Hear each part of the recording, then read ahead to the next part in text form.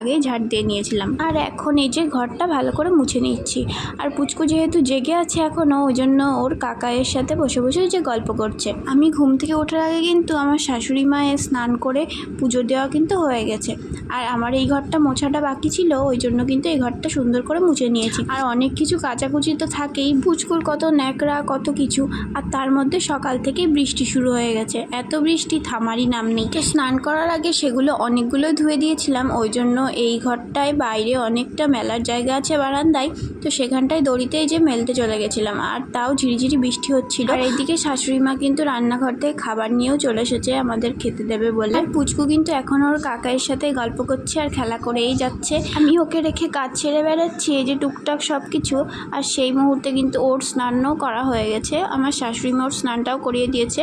আমার যেহেতু দিদা শাশুড়িও এসেছে এই বাড়িতে, কয়েকদিনের জন্য থাকবে, তাই জন্য সে আর আমার শাশুড়ি মিলে দুজনে মিলে কিন্তু পুচকুর স্নানটা সেরে নিয়েছে। আর এই যে তারপর আমি মাথাটা ভালো করে ছাড়িয়ে নিলাম, নাইটিটা চেঞ্জ করে নেবো। আমি কিন্তু সবসময় নাইটি পরতে একদম ভালো লাগে না। আর এই যে আবার চেঞ্জ করে নিয়েছি, কুর্তি আর প্যান্ট পরে নিয়েছি, এটা পরে কিন্তু কমফোর্টেবল লাগে সব সময়। তো মা যেহেতু সকালবেলায় রান্নাবান্না সব কমপ্লিট করে রেখেছিল, তো দুপুরবেলাও এখন সেটা দিয়েই খেয়ে নেবো। আর এই যে আমাদের রান্নাঘরে ওই যে দিদি শাশুড়ি বসে আছে, তোমাদেরকে তো আগেও দেখেছি। আমাদের রান্নাঘরটা কিন্তু অনেক পুরনো দিনের, অনেক আগের থেকে তৈরি, ওই জন্য এটা টিনের। আর এখানে বারান্দায় রান্নাবান্না সব হয়। আর ঘরের ভিতর কিন্তু আর একটা খাটও আছে, মানে রান্নাঘরের ভিতরে থাকতেও পারে। আমি কিন্তু দুটো ডিম ভেজে নিয়েছিলাম, সাথে ছিল ডাল, লেবু আর কাঁকরোল ভাজা, পটল ভাজা, আর একটা এদিকে কুমড়োর শাক।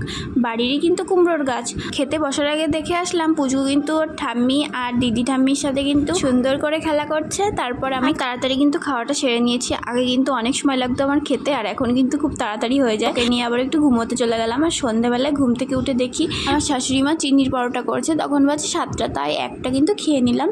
আর এদিকে রাত্রে রান্নার জন্য কিন্তু চলে গেছিলাম। পুচকুকে আবার একটু কাকায়ের কাছে রেখে একটু গোছাগাছা করতে চলে এসেছিলাম, যেহেতু আজকে একটু চিলি চিকেন বানাবো, ওই জন্য মাংসগুলো ম্যারিনেট করে রাখছি। আর এইদিকে ক্যাপসিকাম আর পেঁয়াজটা ভালো করে কেটে রাখছিলাম। একবারে রান্নাঘরে এসে কেটে সব গুছিয়ে আবার রান্না করতে কিন্তু প্রায় 1.5-2 ঘন্টা লেগে যাবে।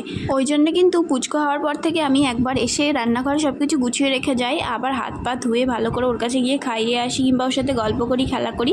আর তারপর রাত্রের দিকে 8:30-9টার দিকে এসে কিন্তু রান্নাটা কমপ্লিট করে নিই, তাহলে খুব তাড়াতাড়ি হয়ে যায়। আজকে চিলি চিকেনটা কিন্তু আমরা রুটি দিয়েই খাবো, তো আমার চিলি চিকেন রান্নাটা কিন্তু প্রায় কমপ্লিট। এই যে ঝোলটা একটু শুকালেই হয়ে যাবে হালকা করে, আর একটু গ্রেভিও রাখি, সবাই গ্রেভি খেতেই বেশি ভালোবাসে। আমি রান্না করতে গেছিলাম, আর এইদিকে পুচকু আবার ঠাম্মির সাথে কিন্তু ঘোরাফেরা করছিল, এই যে ঘুরিয়ে নিয়ে বেড়াচ্ছিল ঠাম্মি সুন্দর করে।